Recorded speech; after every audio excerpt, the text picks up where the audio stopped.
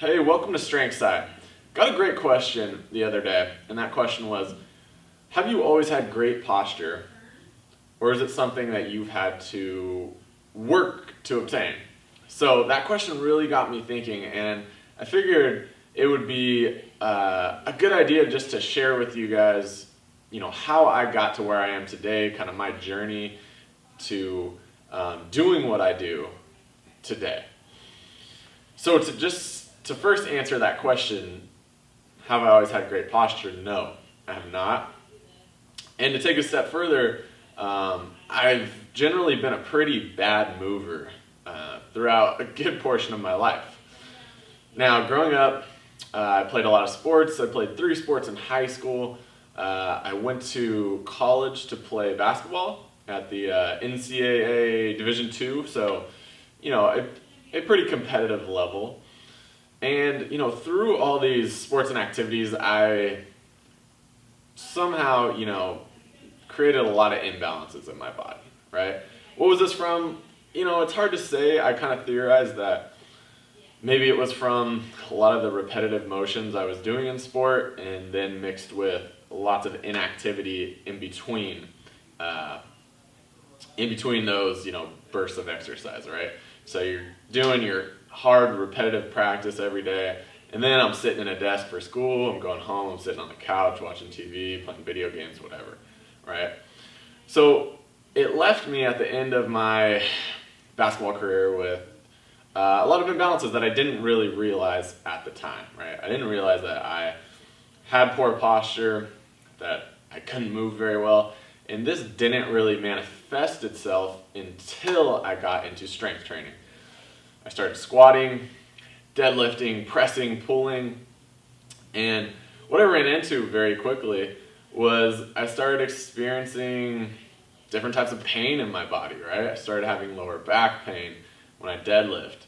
I started having knee pain when I squatted. And I didn't know what the deal was, right?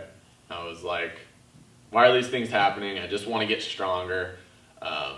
I was getting more into, and let me mention, at the same time, I was still increasing the weight, I was still getting stronger, but eventually my body came to a point where it was like, okay, we can't do this anymore, right? And that's a very good point to know, that even when you do things the wrong way, even when your mechanics are poor, you will still get stronger until something happens, right? You're always good until you're not good, right?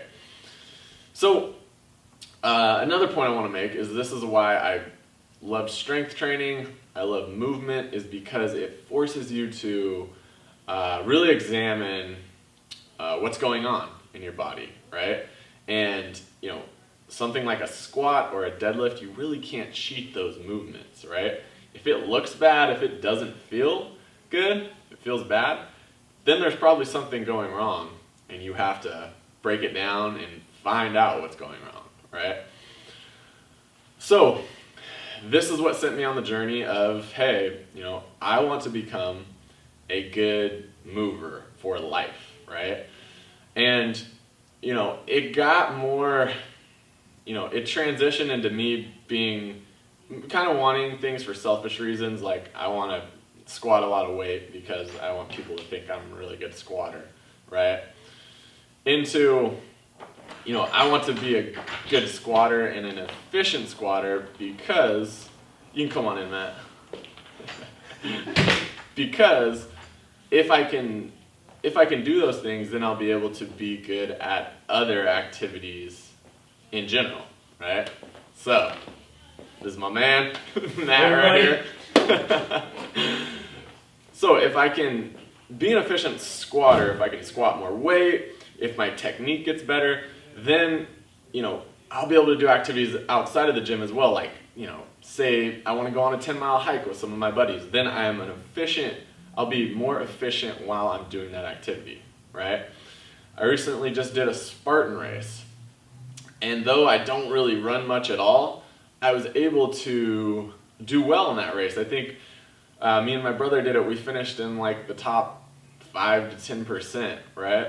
We don't run at all, but because we practice movement and we work on our movement mechanics every day, we're able to do something like that efficiently and to do well in it, right?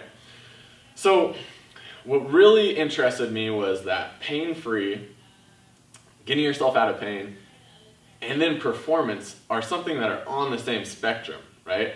So if you optimize your performance, more likely than not, you will not get pain in your body, right? And if you fix the pain that is going on in your body, then you will perform better, right? So if you're having knee pain in the squat, for instance, if you find out what's going on to cause that knee pain, right? And if you fix that, then not only will that knee pain eventually go away, but your squat will be more efficient, you'll have better technique, and hopefully you'll be squatting more weight or doing more reps or whatever it is you're trying to do, right? So, along this journey, which has been a long, long time, right? You always kind of think you've found out what it is.